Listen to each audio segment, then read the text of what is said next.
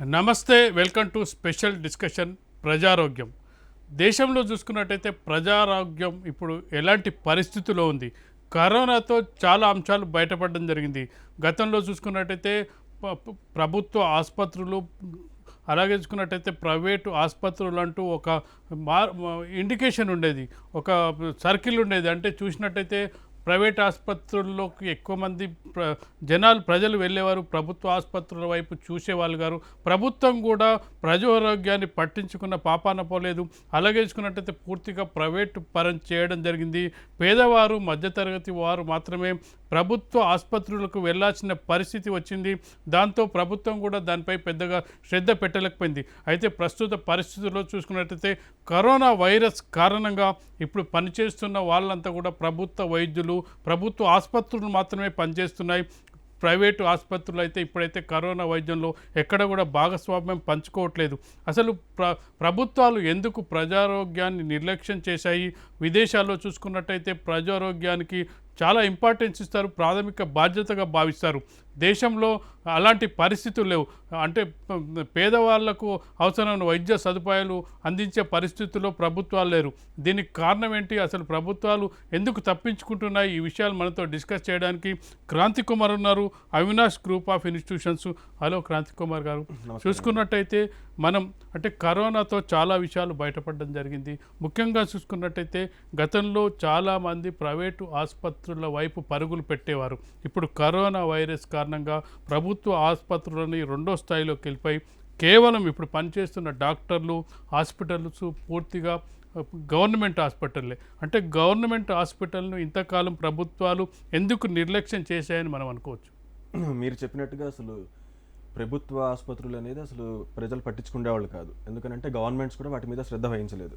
ఎక్కడ కూడా government side నుంచి ఇన్వెస్ట్మెంట్స్ కానివ్వండి ఇలాంటిది ఎప్పుడూ చేయలేదు ఆరోగ్య వ్యవస్థ మీద.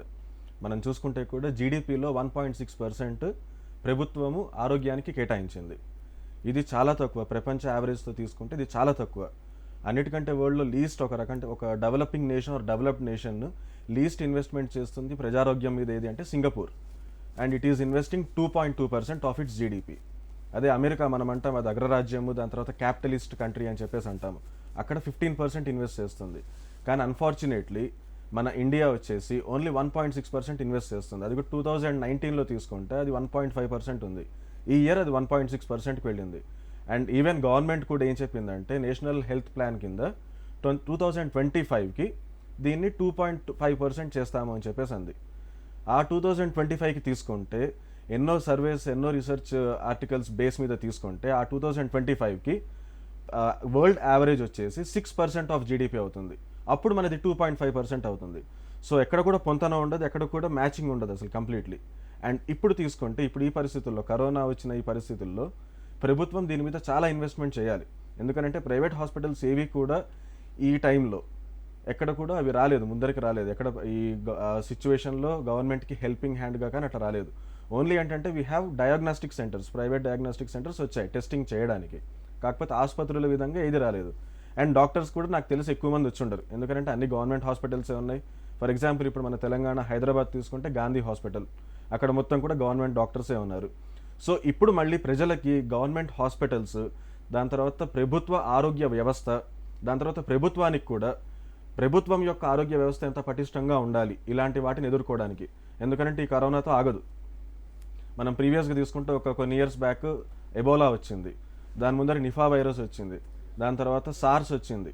సో ఇలాంటి మహమ్మారులు వస్తూనే ఉంటాయని చెప్పేసి అని ప్రపంచానికి అర్థమైంది. అందుకని దానికి తగ్గట్టుగా దాన్ని ఎదుర్కోవడానికి మన యొక్క ఆరోగ్య వ్యవస్థ సంసిద్ధంగా ఉండాలి. అందులో ప్రభుత్వ పాత్ర చాలా ఇంపార్టెంట్. అంటే ప్రభుత్వ పాత్రను తీసుకున్నట్టయితే ఇప్పుడు ప్రభుత్వ డాక్టర్లు పనిచేస్తున్నారు. అంటే ఇదే ఫెసిలిటీసు, ఇవే అవకాశాలు గతంలో కల్పించినట్లయితే ప్రజలకు చాలా అందుబాటులో ఉండే అవకాశం ఉండేది. ఇప్పుడు ఎవరు కూడా ప్రైవేటు వాళ్ళు కనిపించట్లేదు. అసలు ప్రజలకు ఎవరికి కరోనా వైరస్ బారిన పడ్డ వారికి ఎవరికి కూడా వైద్యం చేయట్లేదు.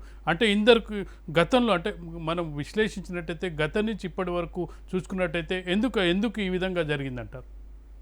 మొదటి నుంచి కూడా ప్రభుత్వం ఎప్పుడు మన దగ్గర హాస్పిటల్స్ కానివ్వండి, లేకపోతే ఆరోగ్య వ్యవస్థ, తర్వాత విద్యా వ్యవస్థ, ఈ రెండింటి మీద ఎప్పుడు గవర్నమెంట్ ఫోకస్ చేయలేదు. కాకపోతే ఎంతోమంది చెప్పేది ఆరోగ్య వ్యవస్థ, దాని తర్వాత విద్యా వ్యవస్థ, ఈ రెండింటి మీద గవర్నమెంట్ చాలా ఇన్వెస్ట్ చేయాలి. ఎందుకంటే ఈ రెండు చాలా ఇంపార్టెంట్.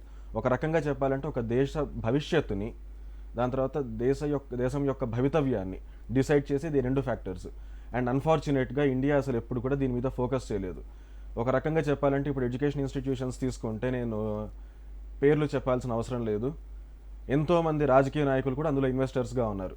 సో ఎడ్యుకేషన్ కానివ్వండి, లేకపోతే హెల్త్ తీసుకోండి, హాస్పిటల్స్ కూడా తీసుకుంటే పెద్ద పెద్ద super specialty hospitals, multi specialty hospitals, వీటన్నిటిలో ఎంతోమంది రాజకీయ నాయకులు లేకపోతే వాళ్ళకి సంబంధం ఉన్న వ్యక్తులు అందులో ఇన్వెస్టర్స్గా ఉన్నారు. సో అదొక బిజినెస్ అయిపోయింది. అది ఎక్కడ కూడా ఒక సోషల్ కాజ్ని సర్వ్ చేసేదంటే ఒక సామాజిక బాధ్యత. ఇది మంచి ఆరోగ్యం ఇవ్వడము, మంచి విద్యా విధానం ఇవ్వడము అనేది ఒక సామాజిక బాధ్యత అన్నది పోయేసి అదొక బిజినెస్ అయిపోయింది. ఎంత డబ్బులు అందులో ప్రింట్ చేసుకోవాలనుకుంటే అంత చేసుకోవచ్చు ఈ రెండిట్లో. ఇంకా వేరే దాంట్లో ఎక్కడ కూడా మనుషులు డబ్బులు పెట్టరు. ఇక్కడ ఆలోచించకుండా అన్ని ఉన్న అమ్ముకొని కూడా పెట్టేసుకుంటూ పోతూ ఉంటారు. సో మేబీ అదొక రీజన్ అయి ఉండొచ్చు ప్రభుత్వం కూడా అంత పట్టించుకోకపోవడానికి. అంటే ముఖ్యంగా చూసుకున్నట్టయితే ప్రజలు కూడా మధ్యతరగతి వాళ్ళు, దిగువ తరగతి వాళ్ళు అంటే ఎక్కువ స్పెండ్ చేసే రంగాలు ఉండంటే ఒకటి హెల్త్, 2 ఎడ్యుకేషన్. అంటే వాళ్ళకు వచ్చిన 75% అమౌంట్ను వీటికే ఖర్చు చేయాల్సి వస్తుంది. ఇది కొన్ని దేశాల్లో చూసుకున్నట్టయితే, విదేశాల్లో చూసుకున్నట్టయితే హెల్త్ అండ్ ఎడ్యుకేషన్ అనేది ఫండమెంటల్ రైటు, ప్రైమరీగా అందించాల్సిన బాధ్యత విదేశాలు తీసుకున్నారు. మన దేశం లాంటి దేశంలో, డెవలప్ చెందుతున్న దేశం అని చెప్పుకుంటున్న దేశంలో ఈ రెండింటిని ప్రభుత్వాలు పట్టించుకోకుండా వదిలేయడానికి అంటే వేరే కారణాలు ఏమైనా ఉన్నాయంటారు? అంటే ఒక రకంగా తీసుకుంటే మనకి స్టార్టింగ్లో ఎప్పుడైతే ఇండిపెండెన్స్ వచ్చిన తర్వాత మన దగ్గర ఫైనాన్షియల్ క్రైసిస్ ఉన్నది. అంటే ఎకానమీ అంత పెద్ద రోబస్ట్గా లేదు. సో దానివల్ల కొన్ని రంగాల మీద ఫోకస్ చేయడానికి అప్పుడు మనకి చాలా పరిధులు, అంటే there were many obstacles. But స్లోగా ఒక 50 years అయిపోయింది. దాని తర్వాత చూసుకుంటూ ఉంటే మన ఎకానమీ చాలా డెవలప్ అయింది. మనం ఒక రకంగా ఏషియాలోనే చెప్పుకోదగ్గ పేరు మన ఇండియాకి వచ్చింది. అండ్ ప్రపంచవ్యాప్తంగా కూడా మనకు ఒక మంచి పేరు ఉంది. ఇప్పుడు ఏషియాలో తీసుకుంటే చైనా తర్వాత ఇండియా అని చెప్పేసి అంటున్నారు. సో మనం ఆ స్థాయికి ఎదిగాం. సో ఇప్పుడు అన్న ప్రభుత్వం ఏంటంటే ఫోకస్ చేయాలి దీని మీద. ఇప్పుడు రిసోర్సెస్ లేవు, ఎలోకేట్ చేయలేము అని చెప్పేసి అనకూడదు. ఎందుకంటే we have the 2nd largest army in the world. And మనం డిఫెన్స్ రంగం మీద ఇన్వెస్ట్ చేసేది it is next to China ఒక రకంగా చెప్పాలంటే. సో అంత ఇన్వెస్ట్మెంట్ చేస్తున్నాం మనం. అంటే మన దగ్గర అంత డబ్బు ఉంది, అంత వనరులు ఉన్నాయి. సో ఇప్పుడు ఆ వనరుల్లో కొంత భాగాన్ని ఆరోగ్యం మీద కూడా ఫోకస్ చేయాలి. ఫోకస్ చేసినప్పుడే డెవలప్ అవుతుంది. ఇప్పుడు మీరు అన్నట్టుగా తీసుకుంటే ఆస్ట్రేలియా తీసుకోండి, లేకపోతే యూఎస్ఏ తీసుకోండి, లేకపోతే మెనీ యూరోపియన్ కంట్రీస్, అక్కడ ప్రజారోగ్యము, ప్రాథమిక ఆరోగ్యం ఇన్ఫ్యాక్ట్, అండ్ దెన్ ప్రాథమిక విద్య, ఈ 2 కూడా గవర్నమెంట్ చేతిలోనే ఉంది. బట్ ఇండియాలో అది లేదు. సో ఇప్పుడు అది తీసుకొని రావాలి. ఇప్పుడు ఈ ప్రైవేట్ రంగం డెవలప్ అవ్వాలి. బట్ ఎప్పుడు కూడా మీరు తీసుకోండి, ప్రైవేట్ రంగం వచ్చేసి ప్రైవేట్ ఇన్వెస్ట్మెంట్స్ ఎప్పుడు కూడా secondary and tertiary health care మీదనే ఇన్వెస్ట్మెంట్స్ జరుగుతాయి. అంటే super specialty hospitals, multi specialty hospitals. అంతేకాని ఎక్కడ కూడా మీరు ప్రైవేట్ ఇది సెక్టర్ యొక్క ఇన్వెస్ట్మెంట్స్ హెల్త్ దాంట్లో ప్రైమరీ హెల్త్ సెంటర్స్లో ఎప్పుడూ ఉండదు. ఎందుకనంటే ప్రైమరీ హెల్త్ కేర్ దాంట్లో ఎక్కువ డబ్బులు రావు. సెకండరీ అండ్ టెర్షియరీ మీకు నీ రీప్లేస్మెంట్, లేకపోతే డయాలసిస్, లేకపోతే డయాబెటిక్ కేర్, లేకపోతే బ్లడ్ ప్రెషర్ కేర్. సో ఇక్కడ డబ్బులు బాగా వస్తాయి, ఇక్కడ జనరేట్ అవుతుంది. అందుకని ప్రైవేట్ ఇన్వెస్ట్మెంట్స్ అన్నీ కూడా ఇప్పుడు సెకండరీ అండ్ టెర్షియరీలో ఉంటుంది. సో అందుకని ప్రభుత్వ బాధ్యత ఈ ప్రైమరీ హెల్త్ మీద ప్రభుత్వం ఇన్వెస్ట్ చేయాలి. అండ్ వరల్డ్ బ్యాంక్ చెప్పిన నివేదిక ప్రకారంగా కూడా 90% ఆఫ్ హెల్త్ ఇష్యూస్ ప్రైమరీ లెవెల్లోనే కంట్రోల్ చేయొచ్చు. కాకపోతే ఇండియాలో మనకు ఆ వ్యవస్థనే సరిగ్గా లేదు. మీకు ఒక స్టాటిస్టిక్స్ చెప్పాలంటే ఫర్ ఎవ్రీ 51,000 పీపుల్ ఒక ప్రైమరీ హెల్త్ సెంటర్ ఉంది ఇండియాలో. సో ఎంత స్టేట్ ఆఫ్ అఫైర్స్లో ఉన్నదో ఇదే మనకు చెప్తుంది, ఈ గణాంకమే చెప్తుంది మనకి. అంటే ఇప్పుడు ఎగ్జాంపుల్ తీసుకోవాల్సిన అవసరం ఖచ్చితంగా ఉంది. ఎందుకంటే కరోనా వైరస్ నుంచి రోగుల్ని కాపాడుతున్నది ప్రజారోగ్య వ్యవస్థనే, గవర్నమెంట్ డాక్టర్లే, గవర్నమెంట్ హాస్పిటల్సే కాపాడుతున్నాయి. అంటే గవర్నమెంట్ డాక్టర్లు, గవర్నమెంట్ వ్యవస్థ తలుచుకుంటే చాలామందిని రక్షించవచ్చు అని చెప్పి ఇప్పుడు ఒక ఎగ్జాంపుల్ ప్రభుత్వాలు కూడా పిఎం దగ్గర నుంచి సీఎం దగ్గర వరకు అందరు కూడా ప్రభుత్వ డాక్టర్లను, ప్రభుత్వంలో పనిచేసిన వాళ్ళను కూడా కొనియాడుతున్నారు, వాళ్ళని ప్రశంసలతో ముంచెత్తుతున్నారు. అంటే ఇప్పుడున్న పరిస్థితిలో దీన్ని ఎగ్జాంపుల్గా తీసుకొని అంటే ఇప్పటి వరకు మనకు అంటే వచ్చిన పాజిటివ్స్ ఏమంటారు, అంటే ప్రజారోగ్య వ్యవస్థలో వచ్చిన మార్పులు ఏంటి, ఇప్పుడు వాళ్ళు తీసుకున్న స్టెప్స్ ఏ విధంగానే ఉన్నాయంటారు? ఇప్పుడు ఫర్ ఎగ్జాంపుల్ తీసుకున్నారంటే ఎప్పుడైతే ఇది జనవరిలో మనకి తెలిసింది ఇండియాలో అంటే ఒక కేసు రావడం ఏదో జరిగింది. సో అప్పుడు ఒక్కసారి మన వ్యవస్థ అంతా కూడా ఉలిక్కిపడింది.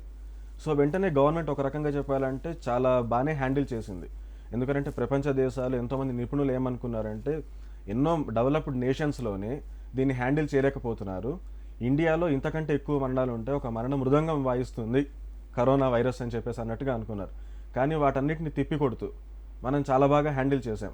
జనవరిలోనే మనం ఎయిర్పోర్ట్స్లో స్క్రీనింగ్ స్టార్ట్ చేసేసారు ఇంటర్నేషనల్ ట్రావెలర్స్కి, అంటే టెంపరేచర్ చెక్స్ కానివ్వండి ఇట్లాంటివి చేశారు. తర్వాత మార్చ్ 20th అంటే 20వ తారీఖు మార్చి 20వ తారీఖు కంప్లీట్గా ఇంటర్నేషనల్ అండ్ డొమెస్టిక్ ఫ్లైట్స్ని ఆపేశారు. And then March 24th lockdown విధించేశారు. సో దీనివల్ల చాలా వరకు చాలా కంట్రోల్ చేశారు. లేకపోతే ఇప్పుడు అమెరికా తీసుకోండి ఫర్ ఎగ్జాంపుల్, అమెరికాలో డైలీ 1500 to 2500 మరణాలు సంభవిస్తున్నాయి. ఇటలీ, స్పెయిన్ అయితే చెప్పనవసరం లేదు, ఇంకా అక్కడ ఒక మారణ హోమం జరుగుతున్నట్టే ఉంది ఒక రకంగా చెప్పాలంటే. సో ఈవెన్ ఇంత అడ్వాన్స్డ్ కంట్రీస్ అలా ఉంది.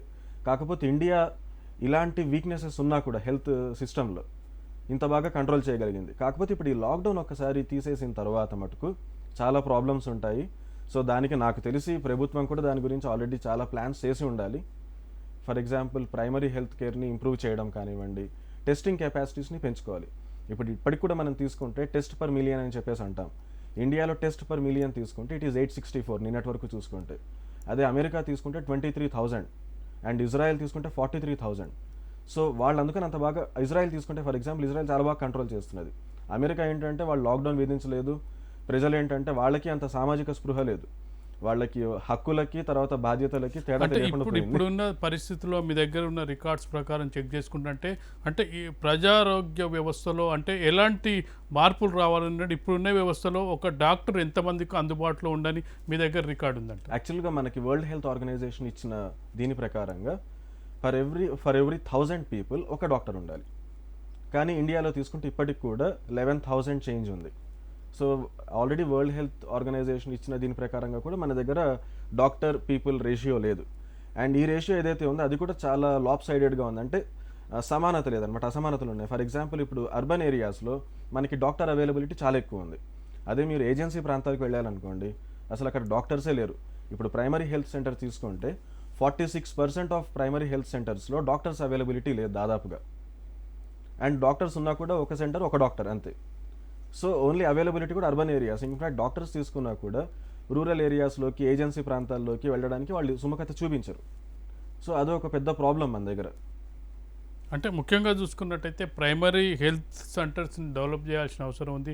ఎందుకంటే చాలా కేసులు పట్టణాలకు రావాల్సిన అవసరం లేదు. అంటే చిన్న చిన్న రోగాలు ఉంటాయి, ప్రైమరీ హెల్త్ సెంటర్లోనే తగ్గే రోగాలు ఉంటాయి.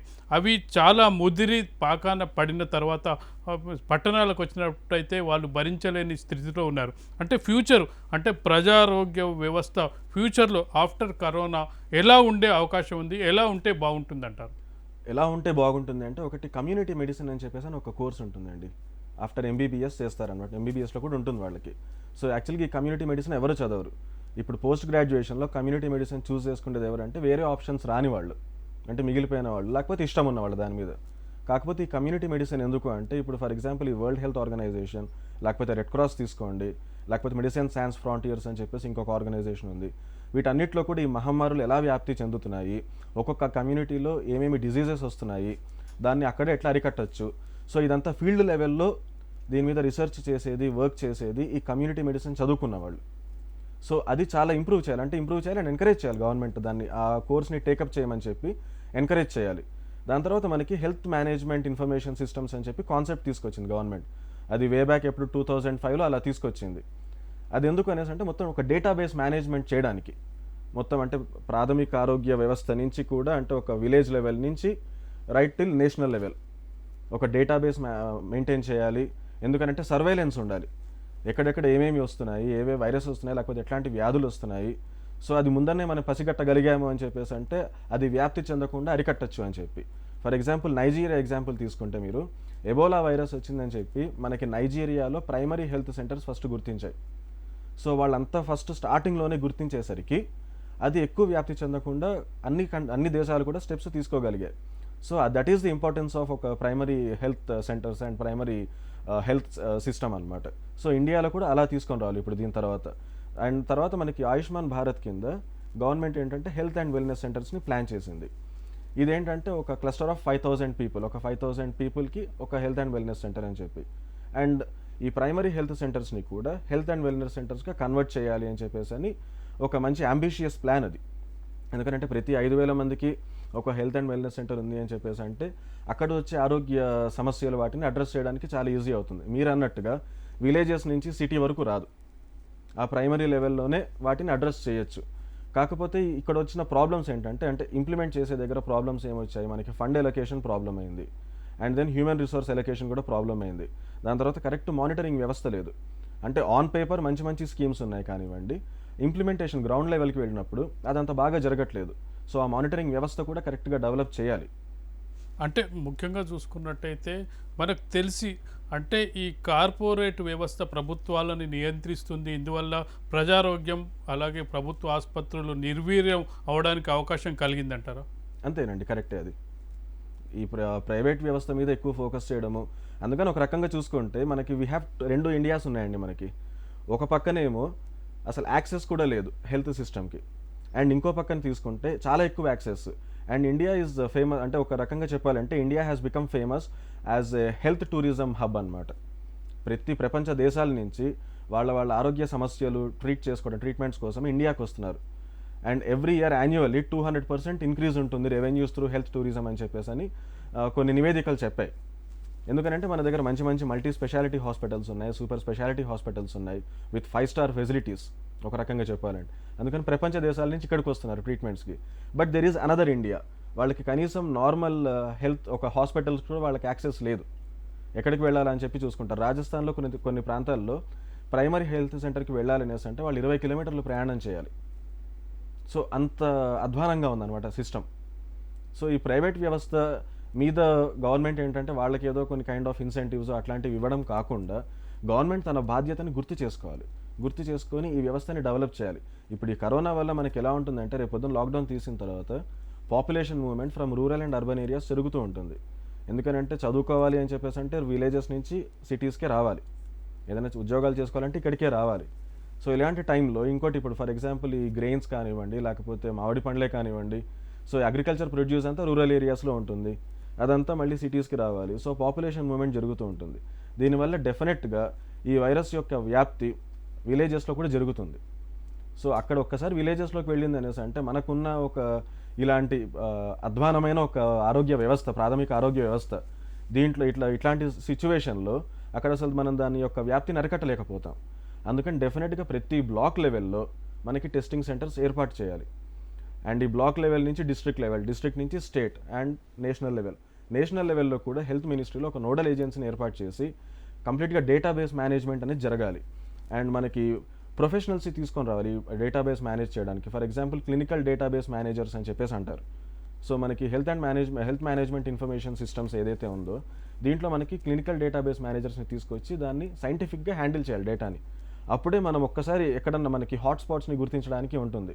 కోవిడ్ హాట్స్పాట్స్ ఎక్కడెక్కడ వస్తున్నాయి, సో వెంటనే అక్కడే దాన్ని అరికట్టడానికి ఎలాంటి స్టెప్స్ తీసుకోవచ్చు అని చెప్పేసి అని ఇట్లాంటివి జరుగుతూ ఉంటుంది. ఇలాంటి స్టెప్స్ తీసుకొని రావాలి. అంటే మీరు చెప్తున్నారు అంటే 2 ఇండియన్స్ చూస్తున్నాం. ఒకటేమో అంటే కార్పొరేట్ ఇండియా, అంటే మల్టీ స్పెషాలిటీ హాస్పిటల్స్ ఉన్న ఇండియా, మరోటి కనీస అవసరాలు లేని ఇండియా. అంటే కనీసం ప్రాథమిక ఆరోగ్య కేంద్రంలో కనీసం ఒక నర్సో ఒక హెల్త్ అసిస్టెంటో లేని ఇండియాని చూస్తున్నాం. డాక్టర్ సంగతి పక్కన పెడితే కనీసం ఒక నర్సు అవైలబిలిటీ లేని ఇండియాని చూస్తున్నాం. ఇలాంటి పరిస్థితుల్లో అంటే 90% పబ్లిక్ను వదిలేసి ప్రభుత్వం కేవలం 10% కోసమే వెంపర్లాడడం వల్ల ఈ 90% పరిస్థితి ఏంటి అంటే ఇప్పుడు చూసుకున్నట్టయితే ప్రభుత్వ ఆసుపత్రులు, ప్రభుత్వ డాక్టర్లు చాలా చక్కగా పనిచేస్తున్నారు. అంటే ఒకటి వాళ్ళకి ఛాలెంజింగ్ రోల్ వచ్చినప్పుడు వాళ్ళు ఖచ్చితంగా ముందుండి అంటే వ్యవస్థలో ముందుండి ఇప్పుడు పనిచేస్తున్నదంటే కరోనా వైరస్ అరికట్టడంలో ఈరోజు పాత్ర ఎవరిదైనా ఉందంటే అది ప్రభుత్వ డాక్టర్లు, ప్రభుత్వ ఆసుపత్రులదే. అంటే ఇలాంటి ఉన్నప్పుడు ప్రభుత్వం ఎందుకు ముందుకు రాలేకపోతుందంటారు? ఇంతవరకు వాళ్ళకి ప్రతి ప్రభుత్వం అంటే మనం ఈ గవర్నమెంట్ ఆ గవర్నమెంట్ అని మనము సపరేట్ చేయాల్సిన అవసరం లేదు. ప్రతి గవర్నమెంట్ కూడా అంతగా పట్టించుకోలేదు దీన్ని. ఎప్పుడు కూడా ప్రైవేట్ వాళ్ళే ఇన్వెస్ట్ చేసేవాళ్ళు ఆరోగ్యం హెల్త్ సెక్టర్లో. గవర్నమెంట్ సైడ్ నుంచి అంత ఇన్వెస్ట్మెంట్స్ ఎప్పుడూ రాలేదు. ఎప్పుడన్నా జనరల్గా ఇప్పుడు అడిగినప్పుడు ఎట్లా చెప్పేవాళ్ళు, మనకి ఫండ్స్ లేదు, ఈసారి ఇంకా అంటే స్లోగా we will get in to that. ఎందుకంటే మనకి తీసుకుంటే ఆర్టికల్ 21 ప్రకారంగానే సుప్రీంకోర్టే చెప్పింది రైట్ టు లైఫ్లో right to health care is a fundamental right అని చెప్పేసి అని సుప్రీంకోర్టు చెప్పింది. దాని తర్వాత మన రాజ్యాంగంలో ఆల్రెడీ చెప్పేసింది ఆర్టికల్ 38 తీసుకోండి డైరెక్టివ్ ప్రిన్సిపల్స్ ఆఫ్ స్టేట్ పాలసీలో, ఆర్టికల్ 39C తీసుకోండి, ఆర్టికల్ 47 తీసుకోండి. ఇక్కడ మొత్తం కూడా మనకి హెల్త్ ఈజ్ ఎట్లా చెప్పాలి, ఒక ప్రాథమిక హక్కు. And then it is responsibility of the government. ఎందుకంటే directive principles of state policy అంటే గవర్నమెంట్ యొక్క రెస్పాన్సిబిలిటీస్ ఏంటి టువర్డ్స్ ఇట్స్ సిటిజన్స్ అని చెప్పి చెప్తుంది. So it is responsibility of the government to provide facilities, health care facilities అని చెప్పి రాసి ఉంది. కాకపోతే ఎప్పుడు కూడా ఇది డైరెక్టివ్ ప్రిన్సిపల్స్ ఆఫ్ స్టేట్ పాలసీలో ఉండేసరికి అదేంటంటే అది జస్టిసియబుల్ కాదు, అది ఓన్లీ జస్ట్ మార్గదర్శకాలలాగా మిగిలిపోయాయి. ఏ గవర్నమెంట్ కూడా దాన్ని తీసుకోలేదు. కాకపోతే గత 4 ఏళ్లలో తీసుకోండి, గత 4-5 ఏళ్ల నుంచి తీసుకుంటే కొంచెం గవర్నమెంట్ సైడ్ నుంచి మంచి స్టెప్సే తీసుకుంటున్నారు. ఫర్ ఎగ్జాంపుల్ ప్రధాన్ మంత్రి జన్ ఆరోగ్య యోజన, ఆయుష్మాన్ భారత్ కింద ఉన్న ఇన్సూరెన్స్ స్కీమ్. సో దీంట్లో ఏంటంటే అరౌండ్ 40% ఆఫ్ ది పాపులేషన్ అంటే ఇవన్నీ స్కీమ్స్ ఉన్నాయి మీరు చెప్పినట్టే. అంటే స్కీమ్స్ మంచిగా ఉన్నాయి, ఇంప్లిమెంటేషన్ దశలో ఇంప్లిమెంట్ అవ్వట్లేదు. కనీసం ఈ స్కీమ్ ఉందనే విషయం అంటే మనది గ్రామీణ భారతం, గ్రామీణంలోనే ఎక్కువ మంది ఉంటారు, ఎక్కువ చదువు రాని వాళ్ళు, అలాగే నిరక్షరాస్యులు ఉంటారు. వాళ్ళకి ఎవరికి ప్రధానమంత్రి పెట్టిన పథకాలు కానీ ఆయుష్మాన్ భవ కానీ ఇలాంటి పథకాలు ఏవి తెలియని పరిస్థితిలో ప్రభుత్వం ముందున్న కర్తవ్యం అంటే ఈ కరోనా వైరస్ నుంచి నేర్చుకోవాల్సిన పాఠాలు ఏమున్నాయంటారు? ఫస్ట్ ఒకటి వచ్చేసి మనకి ఆశా వర్కర్స్ ఉన్నారండి. అరౌండ్ మనకి ఇండియా మొత్తంలో కూడా 10 lakhs ఉన్నారు. వీళ్ళు ఏంటంటే మనకి ఒక kind of outreach staff అనమాట, health staff. So village level అంటే మారుమూల గ్రామాల్లో కూడా వీళ్ళు ఉంటారు ఆశా వర్కర్స్. సో వాళ్ళకి ఫస్ట్ ఆఫ్ ఆల్ ట్రైనింగ్ ఇవ్వాలి గవర్నమెంట్. ఎందుకంటే వాళ్ళెవరికి కూడా ఈ కరోనా వైరస్ అంటే ఏంటో తెలియదు, దీని యొక్క సిమ్టమ్స్ ఎలా ఉంటాయో తెలియదు, ఎలా పసిగట్టాలో తెలియదు. సో అందుకని వాళ్ళకి ట్రైనింగ్ ఇస్తే వాళ్ళు అంత దూరం వెళ్తారు, అంత మారుమూల కుగ్రామాలకు వెళ్తారు, లేకపోతే తండాలకు వెళ్తారు, ట్రైబల్ ఏరియాస్లో వాళ్ళు ఉంటారు. సో ఇలాంటి ప్లేసెస్లో వాళ్ళకి వీళ్ళు ఒక అవేర్నెస్ పెంచడానికి ఉంటుంది. అంటే health awareness is also very important. Haryana లాంటి రాష్ట్రంలో తీసుకుంటే మనము ఎంతోమంది ఇప్పటికీ కూడా ఈ మనం అంటాం కదా, ఫర్ ఎగ్జాంపుల్ ఈ కన్సీవింగ్ అనేసి అంటాం కదా, మెటర్నిటీ కేర్కి వాళ్ళు హాస్పిటల్స్కి వెళ్ళరు, వాళ్ళు ఇంట్లోనే చేసుకుంటారు. బట్ దెన్ హర్యానా తీసుకుంటే అగ్రికల్చర్గా చాలా డెవలప్ అయ్యేసి మంచి స్టాండర్డ్స్ ఆఫ్ ఇన్కమ్ ఉన్నది. ఇది ఎందుకు జరుగుతుంది అనేసి అంటే మనకి హెల్త్ అవేర్నెస్ లేదు. సో ఈ ఆశా వర్కర్స్ని యూస్ చేసుకొని హెల్త్ అవేర్నెస్ పెంచాలి. ఫస్ట్ వీళ్ళకి ట్రైనింగ్ ఇవ్వాలి, అండ్ వీళ్ళు అక్కడ జనాలకు కూడా ట్రైనింగ్ ఇచ్చేటట్టుగా ఉండాలి, అంటే అవగాహన పెంచేటట్టుగా ఉండాలి. అండ్ సెకండ్ తీసుకుంటే మనము మొత్తం ఈ వ్యవస్థ అంతా కూడా ఒక కైండ్ ఆఫ్ ఇంటిగ్రేటెడ్ సిస్టమ్స్ లాగా ఉండాలి. ఎందుకంటే మనకి ఫస్ట్ ఆఫ్ ఆల్ సర్వేలెన్స్కి ఎక్కడెక్కడ ఏమేమి వస్తున్నాయో చెప్పడానికి ప్రైవేట్ భాగస్వామ్యం కూడా తీసుకోవాలి. అండ్ దాని తర్వాత ఈ ప్రైమరీ హెల్త్ సెంటర్స్ని డెవలప్ చేయడానికి ప్రాథమిక ఆరోగ్య వ్యవస్థలో ఈ మనకి ప్రైవేట్ కంపెనీస్ జనరల్గా they have CSR funds, corporate social responsibility కింద వాళ్ళు ఫండింగ్ చేస్తూ ఉంటారు. అది వాళ్ళు ఎక్కడో చేస్తుంటారు, and they will be given tax exemptions by the government. So government ఏం చేయాలంటే వీళ్ళకి కొత్త ప్రోత్సాహకాలు ఇవ్వాలి, ఈ సిఎస్ఆర్ ఫండ్స్ని ఈ ప్రైమరీ హెల్త్ సెక్టార్ని డెవలప్ చేయడానికి ఇన్వెస్ట్ చేసేటట్టుగా. సో ఇలా చేసామనేసి అంటే ప్రభుత్వం మీదనే మొత్తం భారం పడకుండా, and at the same time world class infrastructure develop చేయడానికి, ప్రాథమిక ఆరోగ్య వ్యవస్థలో డెవలప్ చేయడానికి మనకు ఒక ఆస్కారం ఉంటుంది. ఈ కంప్లీట్గా ఈ ప్రైవేట్ కంపెనీస్ని కూడా వీటిలో ఇన్వెస్ట్ చేసేటట్టుగా మనము కొంచెం గవర్నమెంట్ సైడ్ నుంచి ఒక ప్రోత్సాహకం ఇస్తే బాగుంటుందని చెప్పి నా అభిప్రాయం. అంటే ముందు తీసుకునే స్టెప్స్ విషయంలో ప్రభుత్వాలు ఎంతవరకు ముందుకు వచ్చే అవకాశం ఉందంటారు? నాకు తెలిసి ఈ కరోనా వైరస్ స్ప్రెడ్ అవడంతో దాని తర్వాత ఆ డిజీజ్ దానివల్ల తీసుకుంటే ప్రభుత్వం ఏంటంటే ఒక రకంగా మేల్కొన్నది. ప్రతి రాష్ట్రం తీసుకున్నా కూడా ఏ గవర్నమెంట్ ఉన్నా ఏ పార్టీ ఉన్నా కూడా వాళ్ళు ఒక్కసారిగా ప్రజారోగ్యం చాలా ఇంపార్టెంట్, దీన్ని మనము కాపాడాలి, ఇది కాపాడితేనే ఏదైనా ఎకనామిక్ డెవలప్మెంట్ ఉంటుంది అండ్ వెల్త్ క్రియేషన్ ఉంటుంది అని చెప్పేసి అని ప్రతి ఒక్కళ్ళకి అర్థమైపోయింది. అండ్ అగ్రరాజ్యాలే ఒక రకంగా చెప్పాలంటే కకావికలం అయిపోయింది దీనివల్ల. సో ఇది డెఫినెట్గా ప్రభుత్వానికి ఒక కైండ్ ఆఫ్ క్లారిటీ ఇచ్చింది, ఎలా ఉండబోతుంది తర్వాత సిచ్యువేషన్స్, రాను రోజులు ఎలా ఉంటాయి, మనం దానికి ఎంత ప్రిపేర్డ్గా ఉండాలని చెప్పి. సో అందుకని నాకు తెలిసి గవర్నమెంట్ సైడ్ నుంచి దీని తర్వాత మటుకు డెఫినెట్గా స్ట్రాంగ్ స్టెప్సే వస్తాయనేసి అనుకుంటున్నాను. అండ్ డెఫినెట్గా ఇంకోటి తీసుకున్నారంటే మనం గవర్నమెంట్ కూడా it has to focus on research అండి. మన దగ్గర అసలు రీసెర్చ్ మీద ఫోకసే లేదు. మనకి కంప్లీట్గా చెప్పాలంటే అరౌండ్ 800 సైంటిస్ట్స్ ఉన్నారు Indian council of medical research కింద. అండ్ వీళ్ళు ఏంటంటే రీసెర్చ్ చేస్తూ ఉంటారు, ఏదో చేస్తూ ఉంటారు. బట్ ఇంతవరకు గత కొన్ని సంవత్సరాలుగా తీసుకుంటే ఒక వ్యాక్సిన్ కానివ్వండి, లేకపోతే ఒక మెడిసిన్ కానివ్వండి, ఆ రీసెర్చ్ నుంచి బయటికి రాలేదు. అదే మీరు ఇప్పుడు హాంకాంగ్, సింగపూర్ కానివ్వండి, తైవాన్ తీసుకుంటే ఈ కరోనా వైరస్ రాగానే వాళ్ళ జెనెటిక్ సీక్వెన్సింగ్ చేసేసి వాళ్ళ సొంత టెస్టింగ్ కిట్స్ తయారు చేసుకున్నాయి. మనం ఇప్పటికీ టెస్టింగ్ కిట్స్ బయట నుంచి తెప్పించుకుంటున్నాం. సో ప్రభుత్వం ముందరున్న ఇమ్మీడియట్ డ్యూటీస్ ఏంటంటే ఫస్ట్ ఆఫ్ ఆల్ ప్రాథమిక ఆరోగ్య వ్యవస్థ మీద ఫోకస్ చేయాలి, దాని తర్వాత రీసెర్చ్ మీద ఫోకస్ చేయాలి. అండ్ ఈ రీసెర్చ్ కూడా ఏంటంటే డిఫరెంట్ మల్టీ డిసిప్లినరీ అప్రోచ్ ఉండాలి. అంటే ఇప్పుడు బయోటెక్నాలజీ కానివ్వండి, నానో టెక్నాలజీ కానివ్వండి, సో ఈ ఫీల్డ్స్ అన్నింటిని కూడా ఇంటిగ్రేట్ చేసి రీసెర్చ్ చేసేటట్టుగా ఉండాలి. దాని తర్వాత డేటాబేస్ మేనేజ్మెంట్ ఒకటి చాలా ఇంపార్టెంట్. ఎందుకనంటే ఇప్పుడు మనకి చెప్పాలంటే ఒక స్టడీ ప్రకారంగా మన దగ్గర కంటేజియస్ డిజీజెస్ స్ప్రెడ్ చాలా ఎక్కువ ఉంది ఇండియాలో. కంటేజియస్ డిజీజెస్ అంటే ఫర్ ఎగ్జాంపుల్ మలేరియా ఇట్లాంటివి ఉంటాయి కదా, ఇలాంటి కంటేజియస్ డిజీజెస్ స్ప్రెడ్ చాలా ఎక్కువ ఉంది. అండ్ అందులో వచ్చేసి 27% deaths it is because of respiratory issues, అంటే అక్యూట్ రెస్పిరేటరీ డిజార్డర్స్ వల్ల 27% ఆఫ్ డెత్స్ జరుగుతున్నాయి. సో మన దగ్గర ఈ రెస్పిరేటరీ డిజార్డర్స్ దాని రిలేటెడ్ డెత్స్ చాలా ఎక్కువ ఉన్నాయి, ఆ మరణాలు చాలా ఎక్కువ ఉన్నాయి. కాబట్టి దాని మీద కూడా మనం ఫోకస్ చేయాలి. థ్యాంక్ యూ క్రాంతి కుమార్ గారు. అంటే క్రాంతి కుమార్ గారు చెప్పినట్టుగా చూసుకున్నట్టయితే హెల్త్ విషయంలో ప్రభుత్వం ఇప్పటికైనా మేల్కోవాల్సిన అవసరం ఉంది. ప్రభుత్వ ఆసుపత్రుల్ని, ప్రభుత్వ డాక్టర్ని మరింత స్ట్రెంథన్ చేయాల్సిన అవసరం ఉంది. కరోనా ఒక గుణపాఠం నేర్పింది. ఎందుకంటే ఎంతసేపు ప్రైవేటు వైపు పరుగులు పెడితే ప్రైవేటు హాస్పిటళ్ళు, ప్రైవేటు డాక్టర్లు ఇప్పుడు కనిపించట్లేదు. కేవలం ప్రభుత్వ ఆసుపత్రులు, ప్రజారోగ్యం మాత్రమే ప్రజల్ని కాపాడుతుంది. అంటే ముఖ్యంగా తీసుకోవాల్సిన స్టెప్స్ విషయంలో చూసుకున్నట్టయితే ఒక 4 పాయింట్లు సూచించడం జరిగింది క్రాంతి కుమార్. హెల్త్ అవేర్నెస్ చేయాల్సిన అవసరం ఉంది. హెల్త్ అవేర్నెస్ ద్వారానే అంటే గ్రామాల్లో, కుగ్రామాలు చాలా భారతదేశం చూసుకున్నట్టయితే చాలా గ్రామాలలో నిండిన ప్రజలు ఉంటారు. అలాగే చూసుకున్నట్టయితే డాటా మేనేజ్మెంట్ చేయాల్సిన అవసరం ఉంది. అలాగే ప్రైమరీ హెల్త్, నైజీరియా లాంటి దేశంలో ప్రైమరీ హెల్త్ ద్వారానే కొన్ని కీలకమైన జబ్బుల్ని కూడా కనుక్కోవడం జరిగింది. అలాగే మేజర్గా మనకు వస్తున్న సమస్య ఏంటంటే రీసెర్చ్ అనేది మన దగ్గర అసలు లేదు. అంటే ఒక కిట్ కావాలన్నా, ఏదైనా కొత్త మెడిసిన్ కనుక్కోవాలన్నా మనం విదేశాల వైపు చూడాల్సిన పరిస్థితి ఉంది. అంటే వీటిపై దృష్టి పెడితేనే ప్రభుత్వాలు వీటికి కొంత ఫండింగ్ కేటాయించిన అవసరం ఉంది. కేవలం తూతు మంత్రంగా ఫండ్స్ కేటాయించి ప్రజారోగ్యాన్ని, హెల్త్ను నిర్లక్ష్యం చేసినట్టయితే మరో వైరస్ వచ్చినట్టయితే తట్టుకోవడం కష్టమైన పని. ఇది ఈరోజు స్పెషల్ డిస్కషన్ ప్రజారోగ్యం news is right. If you like this video, please like it, share it, and for more videos, please subscribe to our channel.